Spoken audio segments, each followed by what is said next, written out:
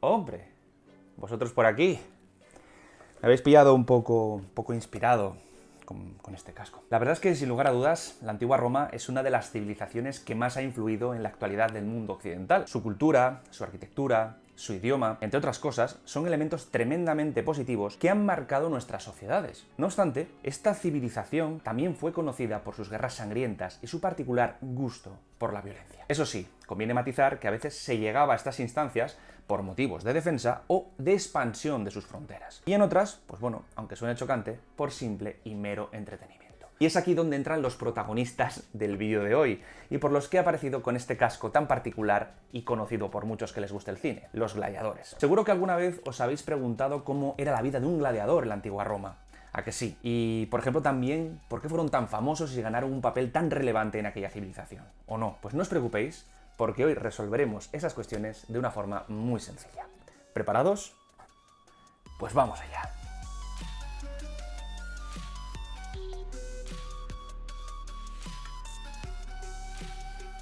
Bien, para empezar hace falta responder una pregunta que nos ponga en situación, que nos haga aterrizar con todo este asunto. Y es ¿cuándo surgió la figura del gladiador en dicha civilización? La verdad es que sobre este asunto existen muchas teorías, que lo relacionan, por ejemplo, con algunas tradiciones etruscas. Sin embargo, una fecha de referencia a este respecto, que se suele usar a líneas generales, es la que dio el historiador clásico Tito Livio, que la situó en torno al año 310 a.C., con motivo de la celebración de la victoria de los romanos sobre los samnitas. Sea como fuere, lo que sí está claro es que fue en etapa republicana cuando se empezaron a utilizar las peleas de gladiadores para festejar victorias militares, así como también para conmemorar fallecimientos. Sí, fallecimientos. Tal como sucedió, por ejemplo, en el 264 a.C., cuando en el contexto de la Primera Guerra Púnica, tras el fallecimiento del aristócrata Décimo Junio Bruto Pera, su hijo ordenó a 3 parejas de esclavos de su propiedad que luchasen a muerte y honrasen, de esta forma tan particular, la memoria de su difunto y poderoso padre. Un tipo muy particular de celebración que poco a poco fue llevándose a cabo cada vez a mayor escala, como por ejemplo en el 183 a.C.,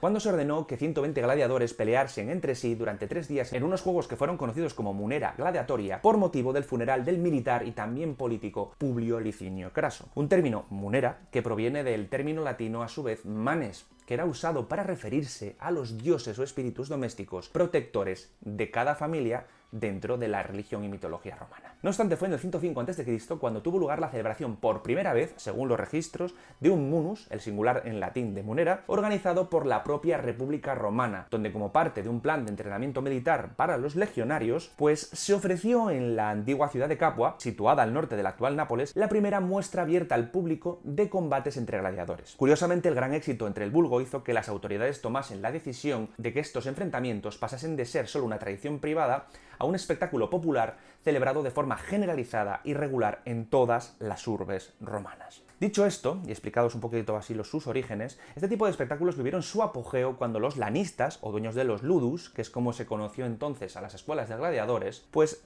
se dieron cuenta que el enfrentamiento podía ser un negocio bastante rentable para ellos y sus patrocinadores. En ese sentido, entre los interesados y beneficiados por estos mencionados espectáculos, se encontraron, en primer término, cómo no, muchos políticos, pues organizaban y apoyaban económicamente los munus en sus ciudades para asegurarse el favor de las personas que acudían a presenciarlos para, bueno, simplemente entretenerse o disfrutar de un rato de emociones fuertes, literalmente. Sin olvidarnos, lógicamente, claro está, de los propios entrenadores y los propietarios de los ya mencionados ludus, que se llevaban una buena tajada del dinero que se recaudaba, ya que eran ellos, en último término, los que, hacían posible que aquella maquinaria siguiese adelante. Y lo que es más importante, también, ojo, los propios gladiadores, que desde época alto imperial comenzaron por ley a percibir un salario, fuesen esclavos o no, cada vez que lograban salir con vida de los combates. Claro, de hecho fue bastante común que si lograban sobrevivir tras como mínimo 3, 4 o 5 años combatiendo, fuesen liberados por sus dueños como premio y reconocimiento a su destreza y habilidades. Una liberación que era simbolizada y representada con la entrega de la conocida como rudis, una espada de madera similar a una gladius. Pero a pesar de que a simple vista para el gran público estos luchadores que cada vez que saltaban a la arena estaban en desventaja y en peligro, pues muchos acababan estaban palmando, la realidad es que en general tenían una buena vida dentro de lo que era en líneas generales la sociedad romana, pues contaban con una muy buena alimentación, darse de hostias quema muchas calorías, y también una buena atención médica, pues estar sanos y en buenas condiciones físicas era una condición sine qua non para poder combatir. De hecho, relacionado con lo anterior, según las fuentes arqueológicas y escritas, se sabe que la dieta de los gladiadores, a grandes rasgos, consistió en el consumo de carne en abundancia, así como diferentes tipos de legumbres como alubias hervidas, harina de avena, frutos secos o la propia cebada. Aunque claro, aquella buena alimentación se les proporcionaba, como os he dicho, con un único objetivo, que estuviesen ahí mamadísimos, yo no lo estoy, para poder luchar en buenas condiciones. Es por ello que muchas personas, sobre todo los que no tenían la ciudadanía romana, es decir, los extranjeros, o que vivían en condiciones paupérrimas, es decir, la gente de más baja estofa, los más pobres, decidían integrarse en escuelas de gladiadores de forma voluntaria, a pesar del peligro vital que suponía dicho oficio para ellos, porque allí ofrecían comida caliente, alojamiento y, si había suerte, fama y éxito gracias a las victorias que pudiesen lograr. Es más, siguiendo esta línea, en los comienzos de los Munera, la mayoría de los combatientes tenía la posibilidad de sobrevivir, pero luego esto se fue tornando cada vez más difícil con la adición de juegos mucho más violentos, más tipos de armas y la introducción también de bestias salvajes, que hacían complejo salir ileso o directamente con vida del anfiteatro. Pues en ocasiones se podía llegar a lanzar a la arena simultáneamente a un elefante y a un toro, a un rinoceronte y a un oso, a un tigre y a un león, a veces para cazarlos, un espectáculo denominado como venatio, u otras para pegarse directamente con ellos, conocido como bestiario. En esta línea hubo muchos tipos de gladiadores, pues como ya hemos dicho, estaban aquellos que eran esclavos y estaban obligados a ejercer este arriesgado oficio, como también aquellos que, siendo ciudadanos libres, ejercían esta labor a voluntad. Estos eran los llamados auctorati. Entre ellos, esclavos o no, según su estilo de lucha, se encontraron, entre otros, los cestus, que fueron aquellos que no utilizaban en combate ni espadas ni armaduras, simplemente unos guantes llamados caestus, de ahí su nombre, que eran muy duros al puro estilo guante de boxeo. El esedarius, un gladiador que luchaba desde arriba encima de un carro y que, según se cree, eran de origen celta. El retiarius, que se caracterizaba por luchar con un tridente y una red para atrapar a sus enemigos, o el murmilo, cuyo nombre proviene del término mormiros, que significaba pez marino, y que como rasgo característico utilizaba como equipo un casco con cresta en forma de pez, así como un protector de brazo, una muda y un cinturón de cuero que se complementaba con una gladius y un escutum, un escudo grande. Evidentemente hubo muchos más tipos de gladiadores, pero tendría que dedicar un vídeo solo a ellos, que oye, si os llama la idea podría estudiarse. Dejadme en los comentarios qué os parecería este asunto.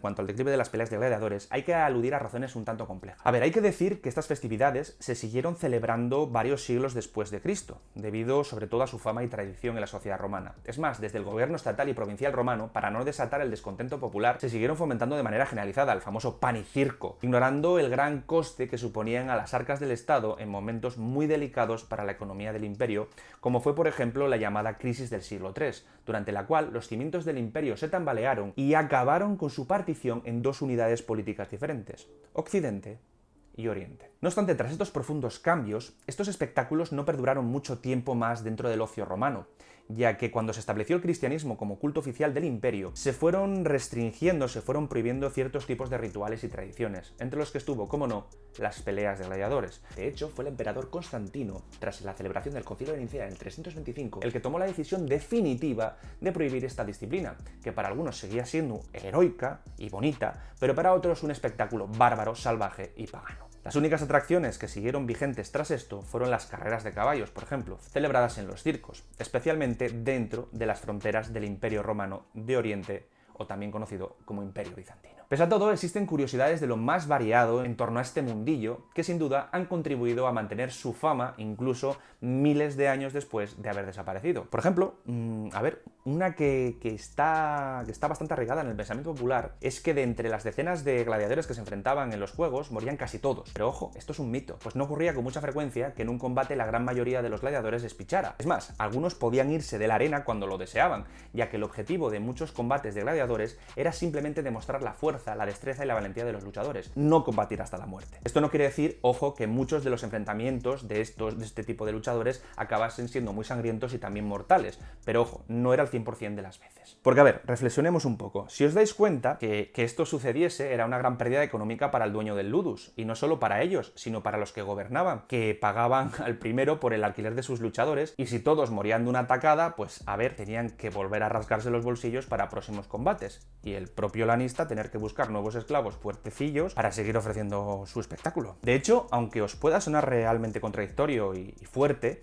en los inicios de la era imperial, es decir, en tiempos del emperador Augusto, la demanda de gladiadores fue tan grande que superó a la oferta, y durante un tiempo se prohibieron los combates a muerte precisamente para no llevar al colapso a este negocio. Otro dato que no suele contarse es que, a pesar de lo que se suele creer, las luchas eran bastante equilibradas. Es decir, no se solía enfrentar a los fuertes contra los débiles, sino con un oponente que tuviese el mismo nivel de habilidad y experiencia. Sobre todo para que la lucha fuese intensa, justa y no acabase las primeras del cambio.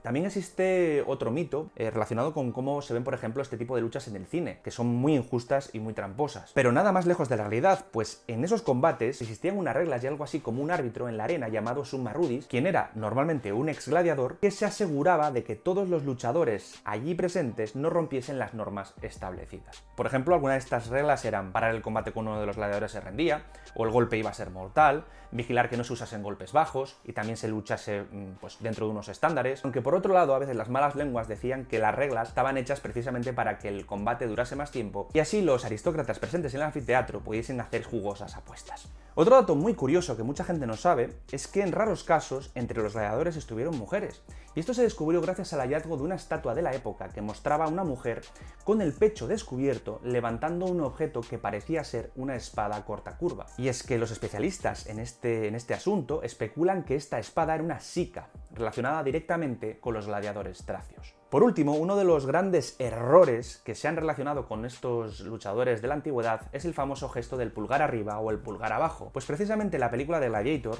de Ridley Scott, popularizó la creencia de que el pulgar hacia suelo significaba muerte y hacia arriba vida. Curiosamente, el gesto significaba lo contrario, muerte, vida. Pero ojo, hay que perdonar al prolífico director norteamericano, ya que su fallo fue provocado a su vez por lo representado en uno de los cuadros más famosos sobre la antigua Roma de finales del siglo XIX, conocido como Pollice Verso, con el pulgar al revés, realizado en 1872 por el pintor academicista francés Jean-Léon Gérôme. En él se veía un gladiador vencido en el suelo mientras otro esperaba la señal del emperador para perdonarle o segarle la vida. Un emperador que se muestra pensativo mientras la muchedumbre enfervorizada indica con su pulgar hacia el suelo. El caso es que Gérôme interpretó erróneamente la imagen del pulgar hacia abajo como un gesto que significaba la orden de dar muerte al gladiador derrotado, y de aquellos polvos, pues estos lodos. Con todo, hay algo muy claro, y es que la vida, los combates y las rutinas de los gladiadores fueron y siguen siendo algo que genera el interés y la curiosidad de miles de personas alrededor del mundo. Un capítulo sin duda muy interesante, pero también escalofriante, de la historia de Roma y la historia antigua, que sin duda, creo que estamos de acuerdo, merece la pena conocer. Llegados a este punto, si os ha gustado, pues no dudéis en dejarme vuestro like, compartirlo en vuestras redes sociales y dejarme abajo vuestros comentarios al respecto sobre cualquier aspecto del vídeo. Y os adelanto que la semana que viene os tengo preparado un vídeo muy especial en el que os presentaré, por fin, mi nuevo libro. Y os daré detalles muy jugosos de lo que se esconde aquí, en su interior. Estad atentos. No obstante, si sois unos cagaprisas, tenéis en la descripción el enlace a la preventa del mismo por si queréis curiosear y enteraros rápido ya del asunto. Además viene con descuento. Nos vemos muy pronto con más historia aquí en El Cubil. Cuidaros mucho, un abrazo a todos, aquí Peter. Chao.